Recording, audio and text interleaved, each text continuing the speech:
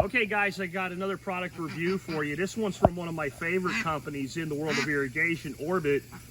And this seems like a simple product, and it is, but it actually has a lot going on that I think is really important that you understand. Today I've got my grandson behind the camera, and way over there I got my granddaughter Tegan, and she's gonna be turning the water on and off and trying to spray her brother. We'll see if that happens.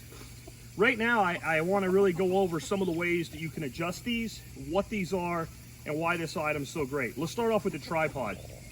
The tripod right now is set as high as it can go if it's fully locked out and stable. If you actually needed it higher, you can loosen this adjustment and bring the legs in, and you can actually get about another 10 inches of height on it before you lose stability.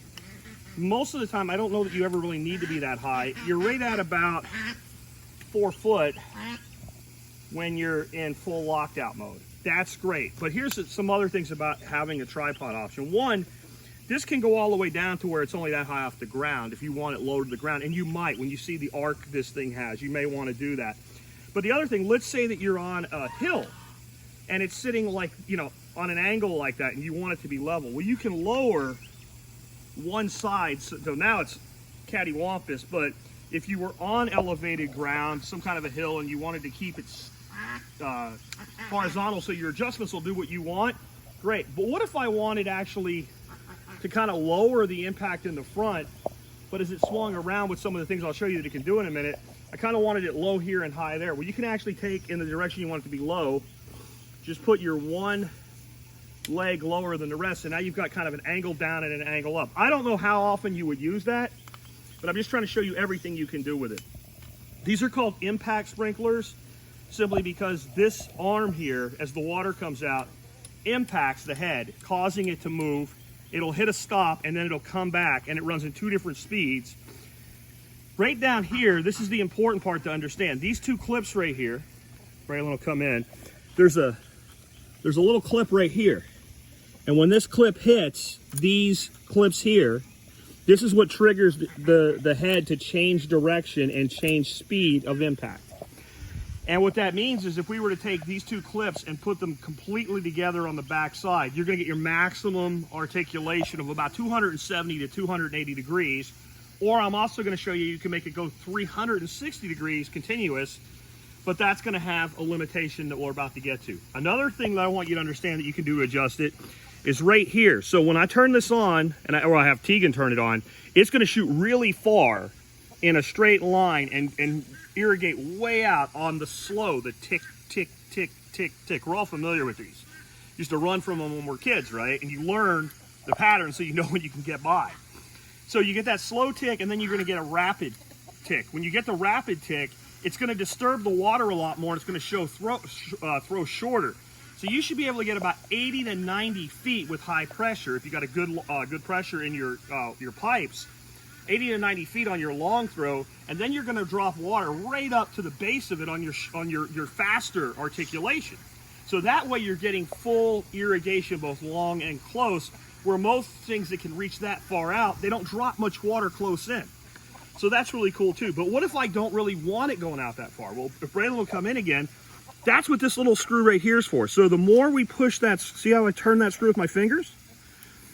And the more it gets in front of the stream, because there's the nozzle right there. So the more that screw sticks out, the more it's going to disturb the stream, and the shorter the throw. So now I can focus my irrigation in. What if I want even more disturbance? That's this little clip here. And that little clip right there creates a massive amount of disturbance. It'll spray water both down and up, and that'll keep it very short. And then I can combine that with one other really cool thing. So I'm going to go ahead and put no block on it, because you'll adjust that for whatever you need. I can also come back here. Remember this little clip right here that impacts these 2 side clips? Well, if I pull that clip up, of course it wants to jam on me because I've got it so close. If I pull that little clip up, now it's not there to hit this, and this head will just spin. When you run it in that mode, the issue you're going to have there, and you want to make sure you're between your clips when you put it back down. When you run it like that, it's going to go fast only, and it's going to throw a lot shorter and up to the base. So let's get some idea of how it functions now. And so I'm going to yell out to Tegan. I've got it just unrestricted, standard mode. I've got it in a very limited, and that's the thing. You can, before you turn it on or go back, because you're not going to have a kid to do it for you, right? So before you turn it on and go back to yourself, you can actually figure out your range of motion, and you can adjust these accordingly. I have it on a very restricted range of motion, so the cycles will be short. Keegan, turn it on. All the way.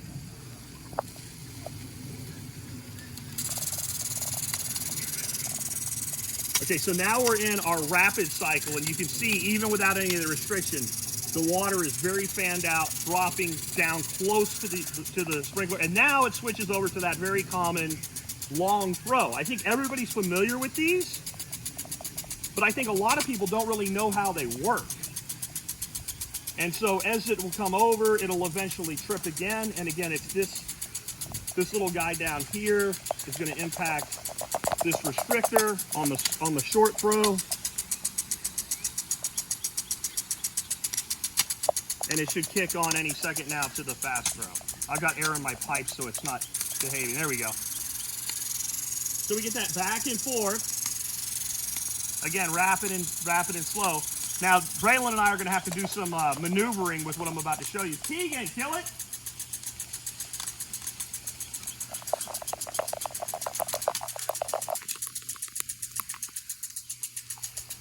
A long time to turn off. Turn it off.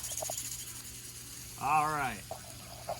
All right, so now what I'm going to do, I'm going to go ahead and I'm going to take this clip and I'm going to remove it. Now we're going to have to kind of outrun it. Turn it on. All the way.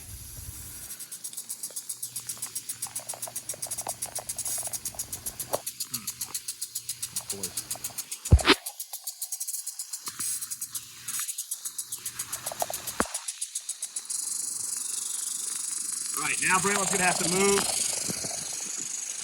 stay on the water.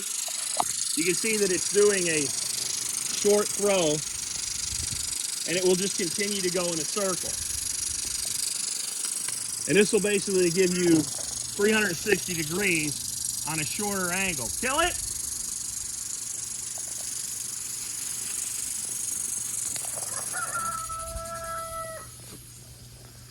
All right, we'll go back there. Now what I want to do, I want to put it back in a standard, but I want to disrupt the flow with maximum impact of this screw, just to show that, and then you can figure out how you want to use the gate yourself. But let's go again.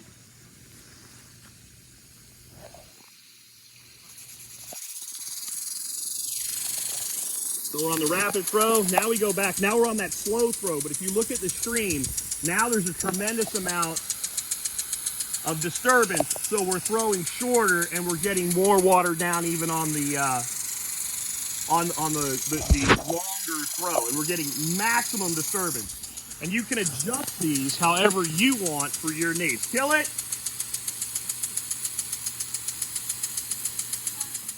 All right, so we had a little interruption there. I'll have to edit 2 videos together. I just wanted to finish with a couple more things. One, this is very much like if you look at agriculture and you see central pivot irrigation systems where they have the crop circle type arrangements where you look down from an airplane, you see the big green. There is an efficiency with that. You could build a garden with one of these in the center and irrigate that entire garden based on how far this will throw. Now that obviously would be best if you went ahead and got one and set it up and then built the garden to the thing rather than retrofitting it. But that's certainly something that can be done. The other thing you can do, and I think this is really important to know you can do this, is you can get yourself one of these little simple orbit timers, and I have these on my website as well. That's not going to hurt you. Don't worry about them. Okay?